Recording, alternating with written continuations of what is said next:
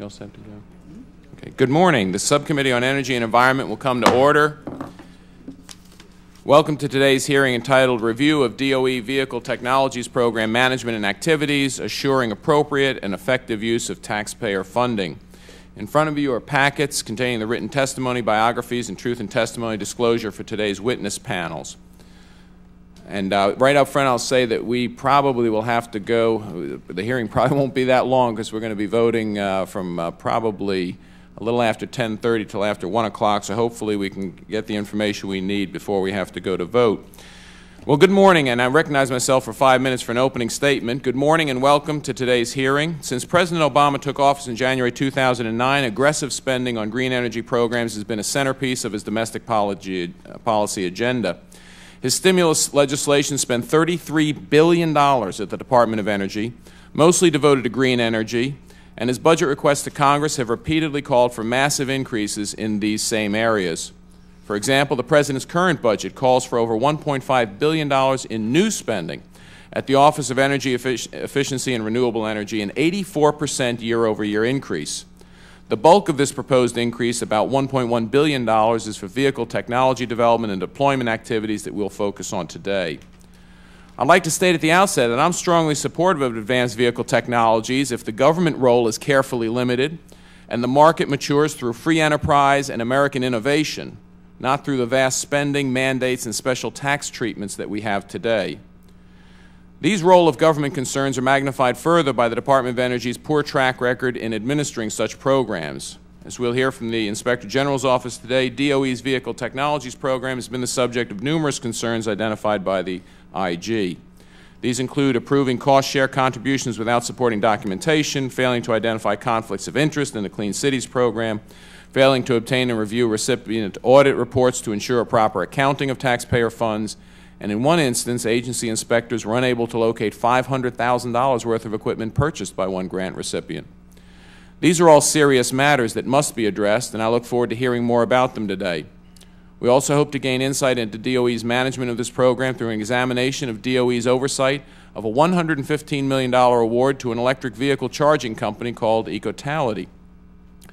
The questions surrounding DOE judgment and decision-making associated with this award are numerous and complex.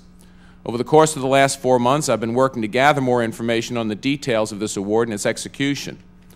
Although first requested on March 26th, last Friday, DOE finally began to provide the subcommittee basic documentation associated with this award, such as the original application and assistance agreement with DOE. And I might add, this is not something that should have been hard to find over at the Department of Energy. While much more is needed, and I would note DOE provided additional documents yesterday afternoon that we're still reviewing, the limited information we have on DOE grants to this company is troubling and raises a number of areas of concern. These issues have been summarized in a memo which was provided to DOE in the minority Tuesday evening and to the company yesterday for feedback. At this point, we won't make any conclusions or comment on the status and potential future of EV-related technologies and markets. However, the examples we have heard from the IG and have found in our research raise numerous questions and concerns regarding the effectiveness of the oversight of federal efforts to deploy EVs, as well as DOE's management and decision-making in administering these taxpayer-funded deployment initiatives. Nonetheless, the high-level concerns associated with this project exemplify my concerns about the overall program, including substantial project underperformance and schedule delays, troubling audit findings, unusual cost-sharing arrangements in which required recipient matching funds are met by questionable in-kind data valuations from consumers that have purchased EVs for their personal use, and placing other companies at a significant competitive disadvantage through the subsidization of charging station purchases and installation, as well as new product development. On top of these concerns, the company's financial and political activities add another layer of concern to the issue. The company was totally bankrupt. It was almost bankrupt before the stimulus grant money was awarded by DOE. However, the company did disclose in SEC filings that it was bailed out by Chinese investors that entered into a joint venture with the company to set up a manufacturing subsidiary in China. The same Chinese investors agreed to pay Ecotality executives $1 million in, quote, performance bonuses if they secured certain amounts of stimulus funding. That's worrisome. The company hired lobbyists to engage the White House on DOE projects, went on to be awarded over $100 million in stimulus funding, and the Chinese-funded performance bonuses were awarded. Within a few months of the award, the company's president was an honored guest of the First Lady at the 2010 State of the Union. About 9 months after that, the SEC initiated an investigation into potential insider trading by company executives associated with the award. During this time period of the investigation, DOE continued to expand the scope of Ecotality's award and even awarded a new $26 million grant to the company in July of 2011. Now, I hope today that DOE can provide its response to Vehicle Technologies program-related management concerns. I don't expect we will resolve these questions today, and after we hear from DOE and receive additional outstanding documents and materials, including more communication with the company, we will likely have to revisit this issue later this year. Last, I want to emphasize that this hearing is not just a matter of oversight of current spending. Its importance and timeliness is magnified significantly by the fact that the President has proposed a new $1 billion mandatory program called the National Community Deployment Challenge that would dramatically increase spending in the very areas of concern that we're examining today. I now yield to Ranking Member Miller for an opening statement. Thank you, Mr. Chairman. I'm grateful that this hearing does appear to be, as the title and the charter suggest, focused on gathering information about electric vehicles program. Obviously, that is an important topic, one that is more than worthy of congressional oversight. We face an enormous challenge to reduce our dependence on oil, reduce our vulnerability to price shocks, market speculation, and we obviously are not going to reduce our dependence anytime soon on the car. Americans show no particular inclination to give up their cars and depend entirely upon mass transit. And there are certainly some parts of this country, including large parts of my district, where mass transit is not going to work very well. It is not going to be possible to get from your house in Roxborough to a factory in Reidsville to go to work. It simply is going to be something that applies perhaps in urban areas, and many Americans are not going to want to do it. So electric vehicles are the promise of transforming our transportation system. There is certainly no guarantee of success. We do have a lot of technology that still needs to be developed. We've been investing for 20 years. A lot more needs to be done to make electric vehicles a practical reality. We have to, for instance, establish fueling stations around the country. I've visited one in Raleigh that the city installed, but it's one. Obviously, that's not going to make a big dent in the number of cars on the road that use the legacy technologies. I do want to say today what I will support in my remaining time on this committee, and I think others should support, whether they are in the majority or in the minority. I do support the important role of congressional oversight. It is an important check in our system of checks and balances on the executive branch of government. I will support our committee's request for documents from the Department of Energy. I voted against referring criminal charges under 1857 statute for contempt of Congress a couple of weeks ago, but I voted for the resolution to authorize a civil action for declaratory judgment on what documents Congress was entitled to.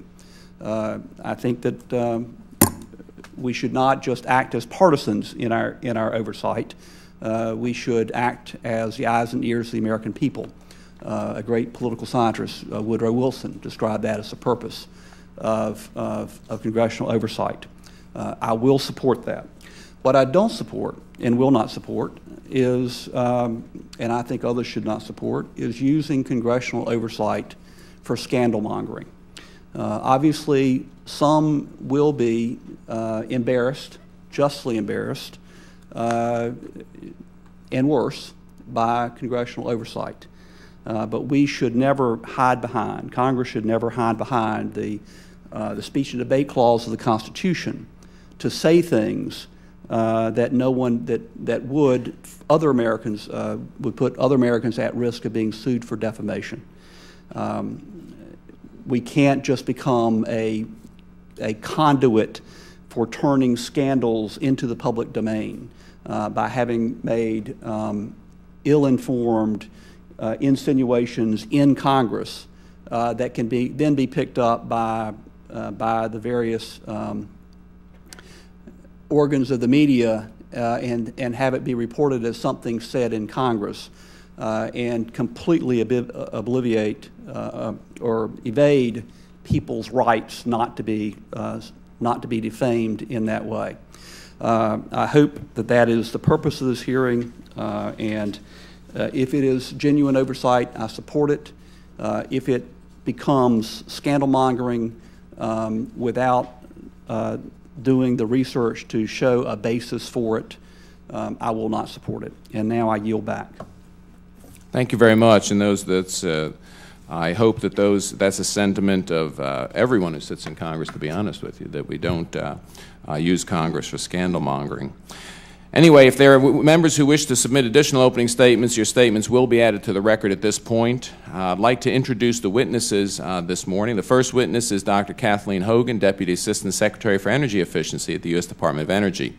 Dr. Hogan oversees a more than $900 million annual energy efficiency policy, program, and research portfolio, including industrial buildings and vehicle technology, along with federal energy management. As part of EERE's senior leadership, Dr. Hogan helps to oversee $16.8 billion in stimulus funding. Our next witness is Mr. Ricky Haas, Deputy Inspector General for Audits and Inspections at the U.S. Department of Energy. Prior to this, he was Deputy Inspector General for Audit Services. In his current position, he directs a federal workforce of professional auditors and inspectors serving at 13 major DOE sites across the country.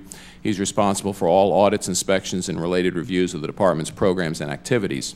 Our third and final witness today is Dr. Brian Wynn, President of the Electric Drive Transportation Association. Appointed in 2004, he acts as Chief Staff Executive of this member-based international organization which promotes battery, hybrid, plug-in hybrid, and fuel cell electric vehicles and infrastructure.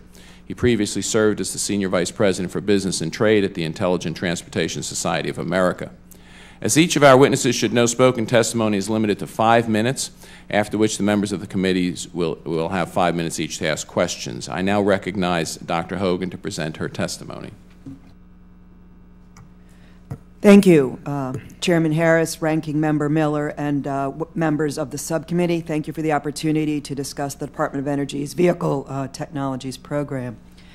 As part of the President's all-of-the-above approach to American energy, the Department is advancing transportation innovations that will reduce our dependence on oil and reduce the hundreds of billions of dollars we send out of the country for oil every year, as well as to help our vehicle manufacturing industry compete in this global industry, as well as provide consumers with more transportation choices and cost savings, as transportation is the second biggest annual household expense. The DOE Vehicle Technology Program supports a broad portfolio of efforts spanning light, medium, and heavy-duty vehicles, and including advanced combustion engines, advanced fuels and lubricants, lightweight materials and propulsion materials, advanced batteries, power electronics and electric motors, vehicle systems and enabling technologies, as well as assistance to communities across the country in their adoption of alternative fuel vehicles. As part of this vehicles portfolio, electric vehicles, or EVs, are an important focus. Electricity is cheaper than gasoline at about $1 per gallon equivalence. It can offer competitive performance, less pollution, and is almost oil-free. Other countries are certainly recognizing these benefits and making their own investments. We have a critical opportunity here to grow U.S. leadership, building upon many past successes, and the administration is proposing multiple steps to accelerate America's leadership in EV development and deployment, and DOE is playing an important role. Today, DOE developed battery technology is in nearly every hybrid vehicle on the road, offering savings at the pump. We've achieved a 35% cost reduction in a next generation of batteries and expect an additional 50% reduction by 2014, a key step in making these vehicles cost competitive with current technologies. We are on track to reach a goal of having U.S. manufacturing capacity for 500,000 EV batteries per year through Recovery Act investments, and our DOE Clean Cities program has helped communities save billions since 1993. We are also on track to meet milestones in the Transportation Electrification Initiative, or TEI, to deploy 13,000 grid-connected vehicles and over 20,000 charging points, and to meet sort of really the primary purpose, one of the primary purposes, to collect the data necessary to help state and local governments and others better plan their EV investment infrastructure for the future. It is through TEI that Ecotality, a clean electric transportation and energy storage company, did compete and win a DOE award to deploy a network of charging stations and to instrument EVs in major cities nationwide. As of mid-July, they had completed 55% of their planned charging station installations and instrumented 65% of their planned vehicles, and they have been reimbursed 57% of the award amount. Building upon this work, DOE has announced the EV Everywhere Clean Energy Grand Challenge, to help U.S. companies lead the world in producing plug-in EVs that are as affordable and convenient as gasoline-powered vehicles, and to further spur the U.S. to additional cost reductions, to extend vehicle range, and improve performance and convenience. Across this entire portfolio, we do work very hard to protect taxpayers' investments and serve as careful stewards of taxpayer dollars. We have a comprehensive system in place to do this. This includes competitive, merit-based awards, on-site audits, ongoing monitoring. The Inspector General's efforts are an important part of the Department's oversight, and we welcome the IG's work and will continue to continuously improve our programs. In conclusion, DOE's Vehicle Technology Program has and will continue to benefit consumers, improve national security by advancing the technologies necessary to reduce our dependence on oil and help America lead in what is a globally competitive transportation manufacturing effort. So I thank you for the opportunity to be here, and will be happy to address your questions. Thank you very much, Doctor, for your testimony. I now recognize Mr. Haas for 5 minutes to present his testimony. Chairman Harris, Ranking Member Miller, and members of the subcommittee, I appreciate the opportunity to testify on the work of the Office of Inspector General concerning the Department of Energy's Vehicle Technologies Program. As requested by the subcommittee, my testimony today will focus on our May 2012 reports on the Clean Cities and Transportation Electrification grants. With the enactment of the Recovery Act, the Department awarded about $300 million in grants to clean city organizations. Using about $400 million additional Recovery Act funds, the Department also established the Transportation Electrification Program. The Department required fund recipients under both programs to comply with federal regulations governing financial assistance awards. As such, they were required to provide up to 50% of a project funding, cost share, and use competitive procurement practices to the maximum extent practical. As of July 2012, Clean Cities grant recipients had expended about $202 million, and Transportation Electrification Program grantees had spent about $204 million. Because of the significance, we examined various aspects of the Department's management of these programs. For Clean Cities, we evaluated whether the initiative had been effectively managed.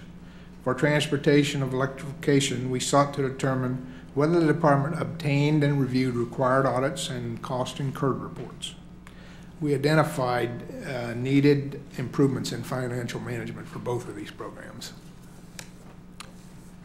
With regard to Clean Cities, we found the Department had authorized reimbursements and cost share contributions that either did not relate to the grant's purpose or were not properly supported. We also identified potential conflicts of interest and questionable procurement practices. As a result, we questioned about $5 million in direct payments and nearly $2 million in cost share. We found these problems occurred in part because the Department had not reviewed grants for potential conflict of interest and had not thoroughly reviewed reimbursement requests. Officials also focused on technical issues when visiting grantees and did not review compliance with procurement requirements. Department officials told us that grant recipients were primarily responsible for ensuring compliance with federal procurement and conflict of interest rules. They also indicated that the department relied on the recipient's vigilance to ensure that funds were efficiently managed. As demonstrated by the results of our work, however, over-reliance on grantees can endanger both the integrity and credibility of the program. We also found the department had not obtained and reviewed required financial and compliance audits for the transportation electrification for-profit recipients that we reviewed. Audits and cost reports provide a window into the financial condition of the recipients and aid the department in determining the reasonableness of costs. Program officials acknowledged that they were unaware of whether recipients had received the required audits or submitted cost reports.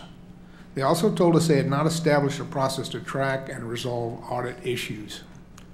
Officials explained that in the past, the guidance on audit requirements for for-profit recipients had been unclear. Now, the department took certain action to address issues identified in our report. Specifically, it moved quickly to resolve about $2.5 million of the question costs we identified. Additionally, officials acted to obtain required audit and financial reports. The department has also updated its guidance on audits for profit recipients and subrecipients. However, the department disagreed with many of our findings and recommendations with regard to the Clean Cities program. Generally, management did not agree with our conclusion that grantees were required to compete procurements. Officials also did not believe that certain activities we identified represented conflicts of interest. As such, the department concluded that many of the costs we identified were allowable. We remain concerned, however, because coalitions are comprised of geographically based networks of individuals and organizations with mutual business interests. In such situation, and with about $100 million left to be spent in the Clean Cities area, heightened departmental awareness of the potential for conflicts of interest, we believe, is essential. In addition to the two reports just discussed, we also recently issued a report on advanced batteries and hybrid components under the Vehicle Technologies program. I would be happy to provide information on that report as well. Mr. Chairman, that concludes my statement. I'd be pleased to answer any questions the subcommittee may have. Thank you very much, Mr. Haas. I now recognize our final witness, Mr. Wynn, to present his testimony. Chairman Harris, Ranking Member Miller, members of the subcommittee. Good morning. I'm Brian Wynn, President of the Electric Drive Transportation Association. I thank you for the opportunity to make a statement here today. EDTA is the cross-industry trade association promoting the advancement of electric drive technology and electrified transportation. Our members represent the entire value chain of electrified transportation, including vehicle manufacturers, battery and other component manufacturers, utility and energy companies, smart grid, and charging infrastructure developers. Collectively, we are working to realize the economic, national security, and environmental benefits of displacing oil with hybrid, plug-in hybrid, battery, and fuel cell electric vehicles. While I'm sure this committee is well aware of the facts around imported oil dependence, it bears repeating that there is a strategic and economic imperative to move toward domestically generated electricity as an alternative for transportation. The Congressional Research Service estimates that the U.S. will pay $451 billion for imported oil in 2012. Electricity is ample, affordable, and available from diverse domestic resources. Building an electric drive industry also has competitive benefits for the United States. There is a global energy technology race, and the United States has the ability to be the clear leader in developing and manufacturing the transportation solutions and jobs of the future. There are more than 40 models of hybrid vehicles currently sold in the United States. Plug-in models, which include battery electric and plug-in hybrids, are also expanding. Manufacturers are planning to increase available offerings of plug-in vehicles to more than 20 at multiple price points in the next 2 years. Last year, more than 250,000 of plug-in electric and hybrid vehicles were sold in the United States. In the first 2 months of this year alone, Americans bought another 62,000. That's more than 1,000 vehicles per day, a 30% increase over the same sales time period in 2011. Year-to-date sales for plug-ins through June are 17,350, bringing total sales to more than 35,000. Fuel cell vehicles, which are also zero-emission vehicles, are being proven on roads today and will enter the commercial market in 2015. Deutsche Bank has estimated that by 2015, 1 in 10 vehicles sold in the United States will be an electric drive vehicle. The electric car charging market is also growing. The U.S. Department of Energy has documented more than 4,000 public charging stations, and there are more private charging stations to add to that. In the United States, there is a growing foothold for electric drive components and vehicle manufacturing, with attendant growth up the supply chain in materials and equipment and employment. A few examples include the expanding production of electric drive motors in Maryland, advanced batteries in vehicles in Michigan, California, Tennessee, Missouri, and North Carolina. We're making great strides in standing up the electric drive supply chain and opening new markets for vehicles that use electricity to displace oil. However, transforming the fleet won't happen overnight.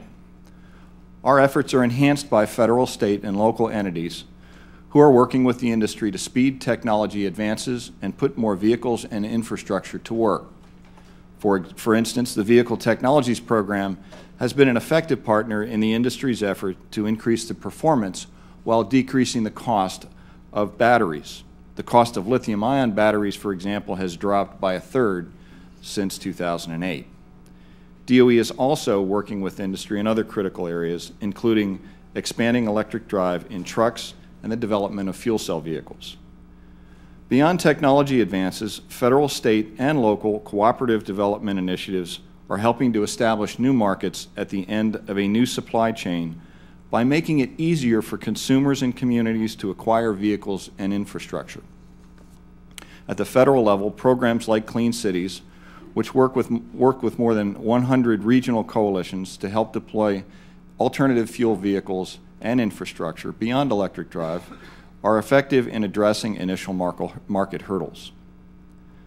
To effectively pursue other options for transportation, the public and private sectors need to work together to accelerate large-scale advances. The return on the public investment is a nation that is less dependent on foreign oil, spends its energy dollars domestically, and competes effectively in the global market for advanced technologies. I thank you for your attention. Look forward to your questions. Thank you very, very much, and I will now thank the witnesses for their testimony being available, reminding committee members that rules limit questioning to 5 minutes. I will open the round of questions, and I recognize myself for 5 minutes. You know, and I want to thank you, Dr. Hogan, for being here. You know, part of the reason that we're here today is that we are spending taxpayer money. We should always remember that. And to be honest with you, there are a lot of folks who think that the stimulus money wasn't spent very well, may have been some crony capitalism involved. You know, the President recently identified outsourcing and foreign investments as a major issue we should be considering. So with that, I'm going to open the questioning by asking you, and I understand that you may not have been in the program at the time this award was made on August 5th, 2009, but at the time the award was made, was DOE aware that a joint venture had been signed with the Chinese that committed $2.5 million, including a $1 million bonus to be paid if the DOE award was greater than $30 million? I just want to know, was DOE aware, because this was public record. I mean, SEC filings had been made on August 5th. Was DOE aware that Ecotality had signed a joint venture agreement with a company that would require Ecotality to buy everything manufactured by the Chinese, that everything would be manufactured, and that intellectual property would be transferred, the license would be transferred free to the Chinese company? That's a simple question. Was DOE aware? We use a competitive-based process to make our awards. Dr. Hogan, was DOE aware at the time, on August 5th, when the President announced the award, were they aware of this joint venture agreement? As you said... Yes, Dr. Hogan, I only have 5 minutes. It's a yes or no. Were they aware or not? As you said, I was not at the agency at that period of time, so I cannot speak. Let me tell you something, Dr. Hogan. I'm upset because I asked this question. We asked this question starting back in March, and they should have sent us someone here who knows. Can I have the first slide, please? Since you brag about the competitive nature, this is a slide that shows, and I will tell you it is highly redacted. I have dozens of pages of where the entire page is redacted as part of the document dump we had from DOE this week. If you see, this is the list of the top 6 companies who technically could fulfill this award. And appearing in the 4th slot is the one who won the award. Not the 1st slot, not the one that had the highest grade, but the 4th slot, and tied for 3rd, to be fair to them. I could tell you, in the NIH, the way the awards are given, they start the one that gets the highest grade, and they give that one, and then they go down the list, and then they give these awards. DOE had said they were going to award 2 to 10 out of this. That's what the proposal said. We're going to award 2 to 10, our intent. They awarded 1. It was for $100 million, above the $30 million threshold for its executives to get a $1 million Chinese-funded bonus, and it was given to the company that didn't get the highest ranking. Dr. Hogan, we asked for an explanation of how they were chosen. This is what we get back. Could you enlighten me as to why the highest-ranked submission didn't get any funding? First, we awarded more than one grant under this award. We awarded a number. I would actually have to go back and look at. I would have to go back and look at what the actual firms are that are. Excuse me, Doctor. Just to make clear, we're talking about area of interest 1. And we believe there's just one award to area of interest 1, because if there were more awards, actually, this shouldn't be redacted. Because, of course, if an award was given, there's no reason to redact an award. Is that correct, Dr. Hogan? Were you responsible for any the submission of any of this information and redaction? We had a team of people working to provide the information. Were you part of the team, Dr. Hogan? I was not part of the team doing the redaction. Okay, so I guess you didn't even know what's underneath the redacted areas. Okay, what's the reason why the #1 scored recipient wasn't? I mean, did they just not spend as much as, because we know we have lobbying documents. We know that Ecotality spent money on lobbying the DOE to get an award. Their CEO bragged on a conference call that at some point we're going to have to play the political card. Why wasn't the #1 scored grant company awarded a grant? They were a top score. That's right. They were the top score. Yeah, Why they were weren't a top scoring award proposer, and they, Okay, you have no answer. I understand that. I wish the DOE could be more forthcoming in their answer. Let me just ask about the cost sharing, because the idea is under this program, a company gets some money not as a fiscal bailout, and this company, as you may or may not have been aware, in their SEC filings had alerted their shareholders that they were about to have major fiscal problems if they didn't get an award. The cost sharing is supposed to be 50% from the government, 50% from the company, and most people think cost sharing is actually you put something of hard value down. Could be money, could be something easily determined of value. And we can't figure out from the documents that the DOE has provided exactly what this, but the IG has identified cost sharing as a potential issue. Is it true that the cost sharing for the personal owners of the Volt, in other words, when they go and install an electric station at no cost to a personal owner, a personal purchaser of a Volt, that the cost share is a number made up somewhere, we can't figure out where because we're still looking through the documents, assigning some value to the data that will be gathered from the charging history of that car. And that is the company's, quote, cost share. That's their skin in the game. Is that a correct assessment of what was going on? And is this the way the DOE, is this what they think is a real cost share? Is this what they expect taxpayers to understand is a real 50% cost share? Is the federal government taxpayer puts up $1 and the company says, yeah, there's this data that we think's worth $1. Is that pretty much more or less what the cost share arrangement was for those personally installed chargers? The cost share arrangement with Ecotality had a number of components to it. One of the components was something that you can liken to a sort of leasing arrangement for the data that we were getting from the vehicle owners. And the arrangements that were, that aspect of it is consistent with the cost share principles that are in the federal acquisition regulations. So, for-profit organizations. Well, I do hope DOE eventually provides us with those details, and I now recognize the Mr. Miller for his questions. Thank you. Well, it appears that this hearing is not about electric vehicles after all. It does appear that this hearing is about scandal mongering. And not a week goes by that we don't hear another scandal involving American business, and not technical violations of the law, but knowing violations of the law that suggest a failure of a moral compass. But I don't know anything about Ecotality. I'd not heard of them before yesterday in preparing for this hearing. I do not know their executives. I did not know anything about them. But I know that lightly substantiated charges like what we have heard now in this public setting can do real damage to an innocent company. There can be real collateral damage in companies upon which innocent people depend for their livelihoods, and in which investors have put some of their life savings. And before we make before we make allegations like what we've heard today, there should be real substance to them. They should be well resourced. And if this hearing is about Ecotality, they should be there. They should have the chance to know what is being alleged about them, and they should have a chance to respond, to tell their side of the story. Fundamental fairness requires that. Common decency requires that. The failure to do it is an abuse of power. Now, there have been suggestions about Ecotality's political influence. They hired a lobbyist. Small towns in my district hire lobbyists to get grants to expand their water and sewer system. Hiring a lobbyist is not an unusual practice by anyone trying to get a grant. Dr. Hogan, what do you know of the politics or political connections in Ecotality's or any other companies getting an award under this DOE program?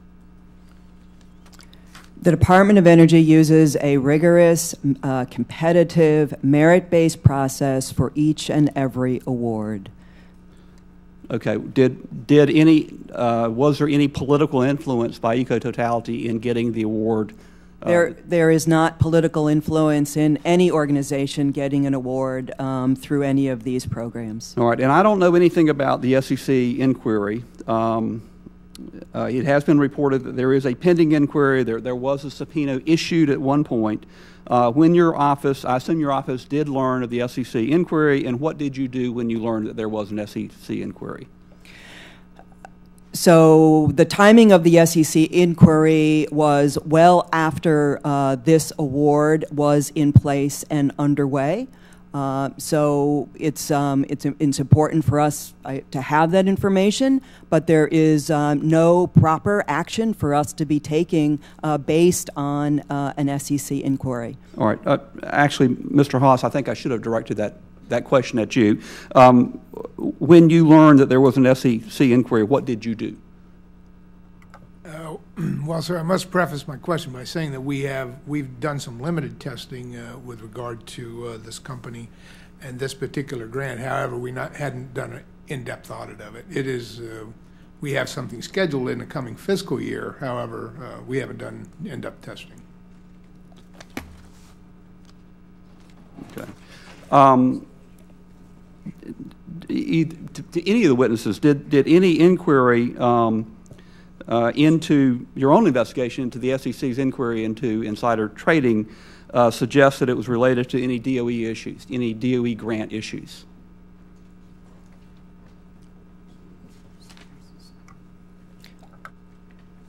All we know is that there is an SEC inquiry, and again, what we understand is that there's any number of SEC inquiries across any number of companies, and at the point we're at with an SEC inquiry, there is no action that DOE should be taking. And in fact, there were 735 enforcement actions in 2011 alone, and no telling how many subpoenas were issued as part of those actions. Do you think a company should be disqualified from applying for a contract with the government, a grant from the government, because they have received a subpoena?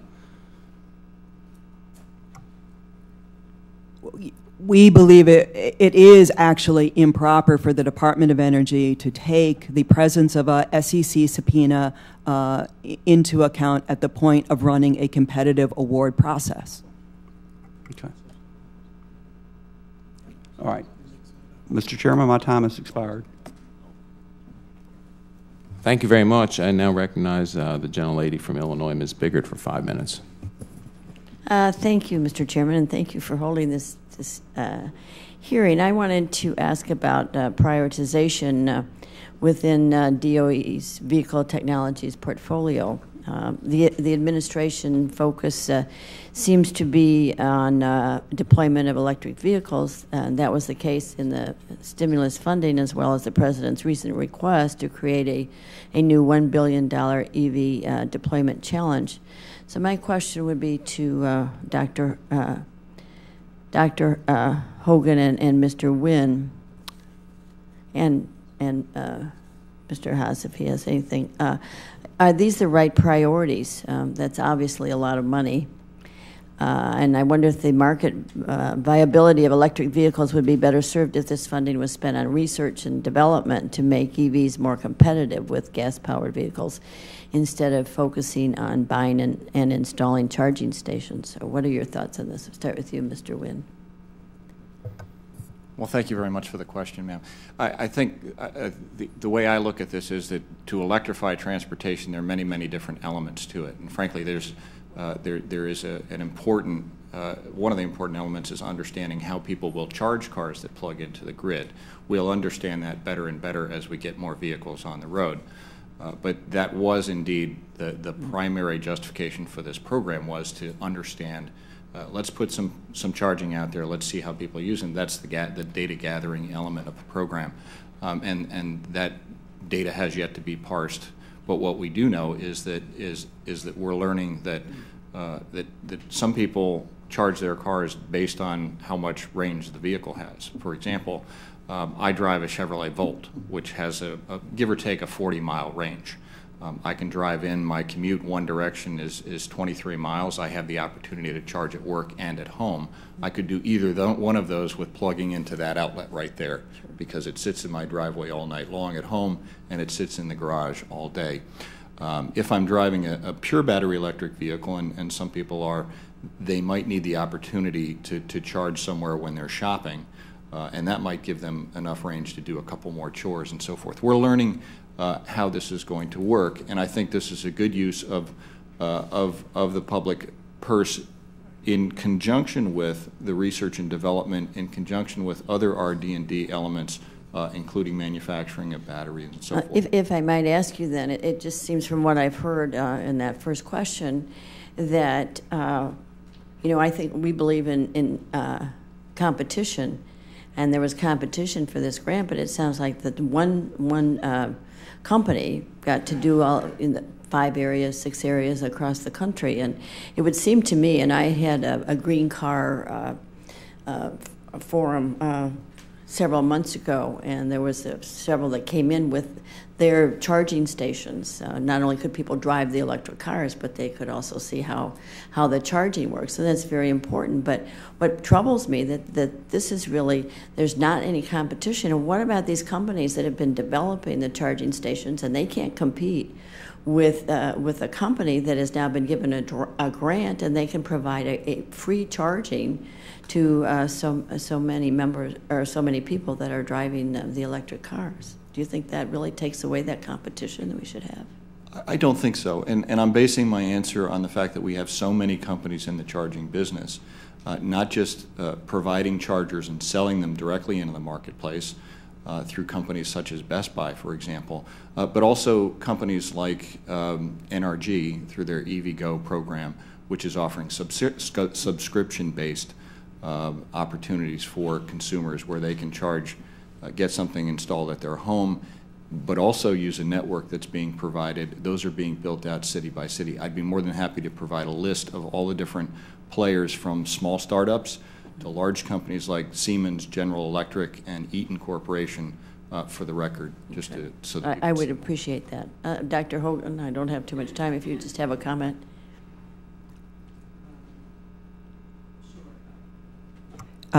As you know, we think electric vehicles are just so important because of providing consumers additional choice as we bring down the costs of these vehicles. Really having the opportunity for $1 per gallon equivalent fuel as in the coming years is just such an important opportunity for consumers as well as meeting our national security objectives. Okay. Yield back. Thank you very much. I now recognize the gentleman from California, Mr. McNerney, for 5 minutes. Thank you, Mr. Chairman. Mr. Wynn, do you believe that the grant program that it ended up awarding Ecotality was rigged or ended up picking winners and losers, thereby reducing the market competitiveness? No, sir, I don't, but that would be based on my personal view of the DOE systems. I'd really be much more comfortable deferring that question to our DOE colleagues. Okay. Do you think that the DOE grant program is beneficial to the industry? Extremely so, yes, sir. It's been very, very beneficial in leveraging a much larger investment from private industry, from many sectors of private industry. So that effect of getting private companies from around to participate under a banner company is a beneficial aspect of this program.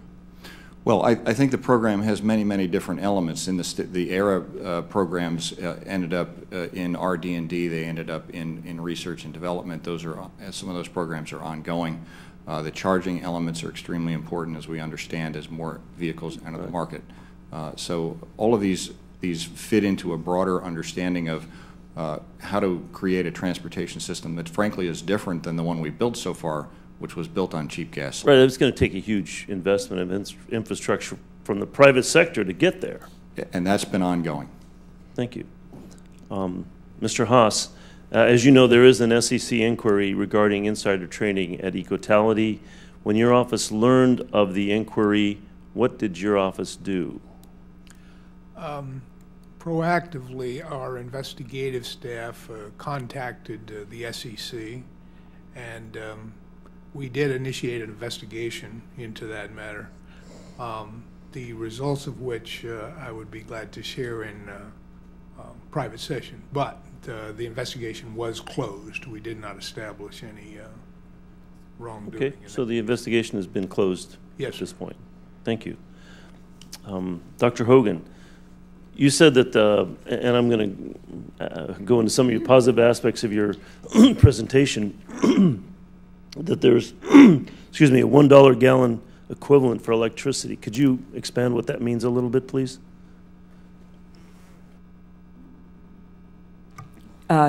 Sure. Clearly, we are spending, $3, $4 per gallon on gasoline. If you actually look at the cost of the electricity that you need to get the same type of performance activity out of an electric car, you can the equivalent price in electricity maps out to be about $1 per gallon equivalent based on electricity. So you also expect a 50% cost reduction in EV batteries within the next few years. How does the U.S. industry stack up to other countries regarding EV battery potential for our manufacturing sector? We think we're in a great place right now as we look at the growing capacity in the United States for electric vehicles. I think we're very excited about some of the new entrants into the electric vehicle space by a variety of manufacturers, as well as our growing manufacturing capacity for electric vehicle batteries. As I said, we're on pace to have manufacturing capacity by 2015 for about 500,000 vehicles a year through the Recovery Act investments. So I think right now the United States is very well positioned for what is a very quickly growing marketplace. So you see EV battery manufacturers in this country taking off. What size of market? Do you care to speculate on how big that market might be in terms of billions of dollars? Or? Well, I think some of the recent market research reports that are out there are putting the battery market in the $15 or so billion space in 4, 5, 6 years. That's pretty significant. Do you share that assessment, Mr. Nguyen? I do, and to add to that, large format lithium-ion batteries it's energy storage like any other energy storage. It can also be utilized in stationary storage for the grid and for cell towers and for all manner of things that we need backup for. So most of my companies in the battery business have two lines of business. They have a transportation line of business and a stationary storage line of business. So we're seeing growth across that spectrum. Thank you. I yield back, Mr. Chairman. Thank you very much. I now recognize the doctor from Georgia, Dr. Braun, for 5 minutes. Mr. Chairman, before my time starts, I understand you have a question or two, and I'd be glad to yield a little time. If you can yield me a little time, I appreciate it. I'll be glad to. And the question I would like to Sure, and it should be. It's a single question. It should be pretty simple, because Dr. Hogan, you said that DOE objectively awards these funds under Area of Interest 1 under this program. But in June 17, 2010, the DOE awarded $15 million to Coulomb Technologies for charging, and you were there then for charging installation, right? You were there. So I know you weren't there in 2009, but June 17, 2010. So did you sign off on the award to Coulomb? $15 million for charging infrastructure installation? I am aware of that award. Okay, and where was the objective? Were there proposals submitted and they undergo this kind of scrutiny? Because we requested those documents, and we don't have those. This is the only document we have about Area of 1 Interest awards. So the Transportation Electrification Initiative had, as you've indicated, a number of areas to it. And those were evaluated through a merit-based approach, a robust technical review. What we did was select a number of potential awardees across this entire initiative, and then, as can happen, when we went to do the awards, one of the selected grantees decided to withdraw. What that did was give us the opportunity to go back and look at the list of those. This list. That list. But Coulomb is not on this list. Coulomb, it was a applicant to the Transportation Electrification Initiative area. But I don't see its name on this list. Now that could be because everything is redacted on this list. Is that true, Dr. Hogan, or did Coulomb undergo a objective? And yes, Coulomb did. Were they the highest rated in their field? Coulomb was the next ranked award based on the merit review process that we did for all the applicants for the transportation. Could I tell that from this sheet?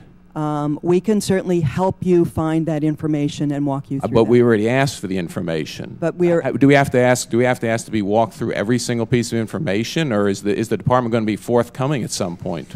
That was a rhetorical question. I yield back to Dr. Braun. Thank you, Mr. Chairman. These electric vehicles have very poor performance in the marketplace today. They're extremely expensive. And without government mandates and government subsidies, I think very few people would even want to buy these cars. Today, only very rich people can afford to buy these cars. And it seems to me that the only marketplace that is out there is due to government mandates upon the automobile industry, as well as government subsidies, taxpayers' money that is being put into subsidizing the purchase of the cars, subsidizing the charging stations. Mr. Nguyen, I would like to ask you, if we did not have all these government subsidies and mandates, how many companies do you think would still be in business, and how many people do you think would actually buy these very expensive automobiles that very few people want without the subsidies? Congressman, thank you very much for the question. I disagree that the vehicles are too expensive. What we're after here basically is the opportunity for consumers to have more choice. And as I indicated, we'll have 20 vehicles in the marketplace over the next 2 years. Yeah, but that's because, Mr. Nguyen, that's because of the government mandates. I disagree with that and as well. The marketplace has already shown that these electric vehicles are just not things that most people can afford and most people want. And this government, particularly this administration, and even somewhat the previous administration, has put in place mandates and subsidies that are, how much is it per vehicle that's the subsidy now per vehicle that's sold? For your Chevy Volt, how much subsidy did you get when you purchased that vehicle? The Chevy Volts is a $7,500 tax credit. That's based on a sliding scale. That's the largest battery size on that sliding scale. The credits start actually at $2,500. Okay, and it's my understanding this administration is actually considering going up to $10,000 tax credit. Is that correct? Is that your understanding? That's a proposal, yes. That's correct, because nobody wants to buy these things. I disagree, sir. Actually, well, very few people do. It's not nobody. That's an absolute. Very few people want to buy these cars. How much was your Chevy Volt when you purchased it? About $40,000. And how much would an equivalent car that's run by gasoline cost? I wouldn't buy an equivalent car. It would be unfair to compare those two cars. Well, you're in the business. How about somebody else that wanted to buy an equivalent automobile? How much would it cost? Well, that's just, I'm saying, this is a fundamentally different car. I think the only thing you really can fundamentally... a car drives from one place to another. And you yourself said you cannot drive to work and drive home without recharging it. And that electricity has to come from somewhere. Sir, I didn't. Let me clarify that. I could easily drive from home to the office and back without recharging. Okay, well, you said that it's a 40-mile range on your vehicle. It's 23 miles to work. I assume it's another 23 miles back home, correct? You've got a deficit of 6 miles there. You're going to run out of juice before you get home if you don't charge. I'm going to run out of electricity. The Chevrolet Volt is actually configured in such a way, and this is the beauty of electric drive, sir, is you can configure it for different driving needs. It can actually, it has what we call a range extender engine, which uses gasoline. Well, but we were talking about electricity, not gasoline. Get me to New York City. Well, but you're running on gas at that point, correct? That's correct. Okay, so that your whole object is not to run on gas, correct? It's to displace petroleum. Well, the point is, without government subsidies, without government mandates, these electric vehicles would fail in the marketplace, and I think that the marketplace should be dictating what we're doing here. I'll yield back. Thank you very much, and the Chair recognizes the gentleman from California, Mr. Rohrabacher, 5 minutes. Thank you very much, Mr. Chairman. And let me just note, I drive a hybrid car, and I certainly agree with the witness that perhaps this is a good thing for America to be heading towards using electricity for our transportation needs where it's possible. Let me just concede that. But I also agree with my colleague, Dr. Brown, that there should be a market-driven decision and not something where the high and mighty who can take money out of the pockets of some people and put it into the pockets of others will decide what their transportation decisions will be. One question on this. Does this actually save us oil in terms of our foreign market situation where we're buying oil from overseas? Does an electric car, are you taking into consideration what produces the electricity? That's the best part of the story, Congressman, and thank you for the question. All of our electricity generation in this country is domestically produced, but for a tiny fraction of oil, some of which may come from overseas. Right. That'd be in places like Hawaii, and they're rapidly. And it's mainly coal, isn't it?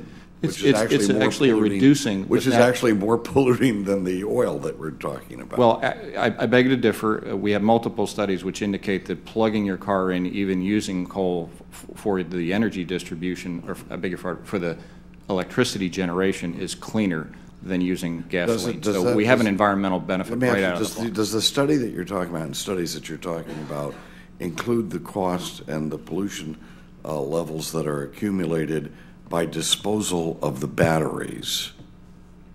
The disposal of the batteries, in most instances, again, is not included in the cost analysis that you just mentioned. But the batteries will be recycled because they're extremely valuable batteries, and when we're done with them in a car, and we're not even actually looking at baking this into the price yet, but once we have, we will have a secondary market for those batteries, and we'll be able to amortize the cost of those batteries over a longer life cycle. They will be recycled. They will be reused. That's will, but aren't. Well, we've just begun the process. Yeah. Yeah, and it's a process that's developing, and that's why perhaps at times it's best to leave it to the market, because things mature as the technology matures, rather than jumping out ahead of something that then causes serious problems, including the problem of taking money out of somebody's pocket who doesn't want to buy your product and giving it to somebody else in order to get them to buy your product. Let me go back to Dr. Hogan. You know, I've been here 24 years. I've been in an administration and outside. Were you asked for this information beforehand by the committee, and you have come here and not been able to explain these things that the chairman was quizzing you on, as to why a company had a lower rating but ended up with the grant? I mean, it doesn't sound like you were prepared to answer the question. Were you alerted that these questions would be asked? I was asked to explain how we, I think, do our work at the Department of Energy relative to these grants. And I can tell you we run a robust, competitive, merit-based process and make the top awards to meet the objectives of the proposals. So I can certainly explain that. Well, I was sitting here listening, and frankly, when the chairman asked you about why a company with a lower rating ended up with the grant rather than the company with a higher rating, and that company then ended up with so many problems, you didn't seem to have an answer for him. Maybe you'd like to answer now. We can certainly work, and certainly, we are trying very hard to get you the information that you are interested in. There, as you may understand, a number of requests to the department for pretty voluminous pieces of information. We have a dedicated team put together to put this. I only have a couple more seconds. Let me just note, Mr. Chairman, this is a pattern. I'm sorry. It's a pattern for this administration. And I've been around for a while, and this is a pattern of this administration. And another pattern is a series of grants given in the field of energy to companies that go bankrupt. And that is another pattern that we see. This is a very disturbing pattern, both in the private sector part of it, for people who are getting grants, not being able to fulfill the obligation that they said, and also a disturbing pattern that you're not catching it, that this administration isn't catching this beforehand, and that's what the Inspector General, I think, has pointed out, is you're not doing your job.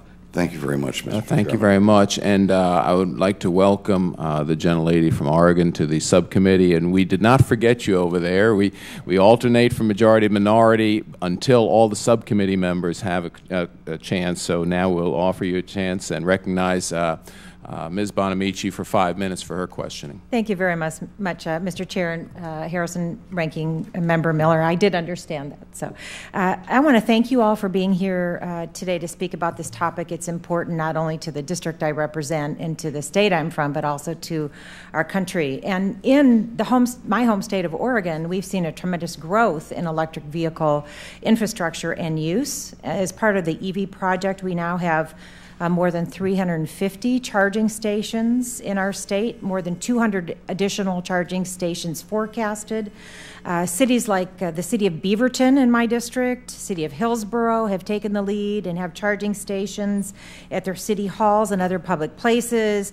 Commercial partners like Walmart, Kohl's, Fred Meyer are home to electric charging stations as well. Portland State University has Electric Avenue, which is a multi-vehicle block with many charging stations right in the heart of downtown Portland. And in fact, our professional basketball team, the Portland Trail Blazers, gives free parking to the first electric vehicle to arrive at a game. Many partners participated in this work, and Ecotality had a part, but so did Eaton and General Electric and Kanematsu and Northright, OpConnect, Shore Power, and SPX. Many partners have come together to build this infrastructure, and the advancements in deployment of charging station technology, it's not just restricted to the Portland metropolitan area. And here's an example. Senator Merkley really put this to the test. He drove the 300 miles from the northern border of our state to the southern border of our state recently in a Nissan Leaf. Importantly, investments that have been made by the Department of Energy's Vehicle Technology Program have resulted in significant progress in developing electric vehicle infrastructure, but that's also helped to attract diverse industries and jobs to our region. So in considering those accomplishments that Oregon has made in this area, I'd like to ask the witnesses, would you please discuss why the initiative has worked so well in Oregon and how might we replicate these successes across the country? Certainly, it's great to hear of those great results in Oregon. I think you're pointing out exactly the reason we're doing many of these projects is that you need to build, some awareness. What we are trying to do is spur the greater adoption of these vehicles, but you can only do that in combination with people being aware of them and working to buy them and continuing to sort of speed that adoption. So it is important to work with the market trends that are there and to keep sort of pushing forward with the information and continue that growth. And that's exactly what efforts like Ecotality are doing, but it doesn't happen as quickly everywhere, so you have to sort of just keep sort of the key elements of the project together and keep building that. And I think what we're seeing right now with Ecotality, even though they're not quite where we had thought they might be at this point in time, they are moving steadily ahead month by month by month, faster in some places than others, but we are moving ahead on pace and are ready to and expecting to meet the major milestones of the project. So a lot of good news there. Thank you. Mr. Nguyen, your thoughts? Well, first to begin, congratulations. Oregon truly is, I think, a model that others are looking to. And not surprisingly, we recognized your former governor with our eVisionary Award not too long ago for that reason. I think it's a perfect example of the federal, state, local partnerships that we were talking about with industry, which will be needed. And I agree with the sentiment that this cannot go on forever as a federal program. We cannot. Mr. Rohrabacher, he was here and he could tell us what year he had gotten his hybrid. It was very likely that he got a tax credit for that hybrid. Those tax credits have expired, much as these tax credits for the existing vehicles will expire. We expect this program to have been successful in providing us with some insights that private industry can then utilize to anticipate where people's needs are going to be in charging and build business models around them. So I think that this is a perfect example of the collaboration between industry and government that's going to help us to move to the next level of transportation. And I don't think it's lost on anyone in the room that we need to be evolving our transportation, providing our consumers and our fleet operators with new options. Thank you very much. My time's about to expire, but it's my understanding there's still a pretty significant wait list in Oregon to get a Leaf. So thank you for your testimony, and I yield back. Thank you very much, and we have a couple minutes before you have to go. Mr. Miller, if you have any closing statements or any comments.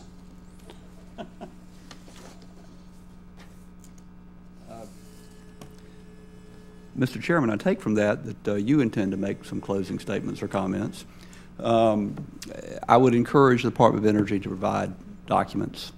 Also to understand, if the members of the majority think the Bush administration cheerfully provided all information requested by Congress, their recollection is incorrect. I was the chairman of the Oversight Subcommittee for 4 years. And I've got to say there was not a big improvement when the Obama administration came in, largely because the same people were doing it. It wasn't the political appointees, it was the permanent staff. And there's a tendency to treat requests from Congress like FOIA requests. They're not FOIA requests. Would also urge the majority to consider in requesting documents, if you want a needle, don't ask for a haystack. And I urge the administration, if they've asked for a needle, don't provide a haystack. If there is a valid reason to redact documents, if there's proprietary information, information that could be commercially damaging, tell us that, and I urge the majority to try to make arrangements to review the documents to satisfy yourself that there is some valid reason for not providing the information requested for public distribution, to see if there is in fact an invalid reason for decisions that are the proper subject of congressional oversight. Thank you very much, Mr. Miller. And I couldn't agree with you more. You know, we'll try to be as specific as possible. But again, you know, the hearing was to see about management.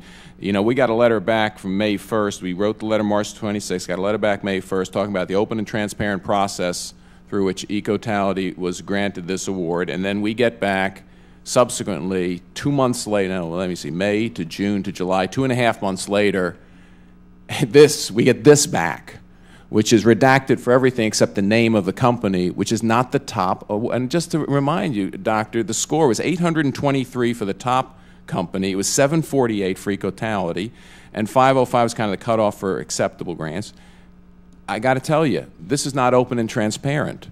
This is not, you know, I'm like astounded that you know, we can't get a simple answer to the question like, gee, why wasn't the top rated company given the award, especially since just one award was given under area of interest 1, just one, even though again it was claimed to be 2 to 10.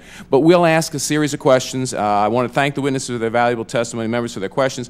The members of the committee may have additional questions. We will have additional questions for you, much more specific, and we'll ask you to respond to them in writing. Now, it was 4.5 months from the time I got 4 months from my initial request to this week when I get this back. I would just ask the department to be a little more timely and perhaps a little less redaction, you know, in further inquiries. The record will remain open for 2 weeks for additional comments from members. The witnesses are excused. Thank you all for coming. The hearing is now adjourned.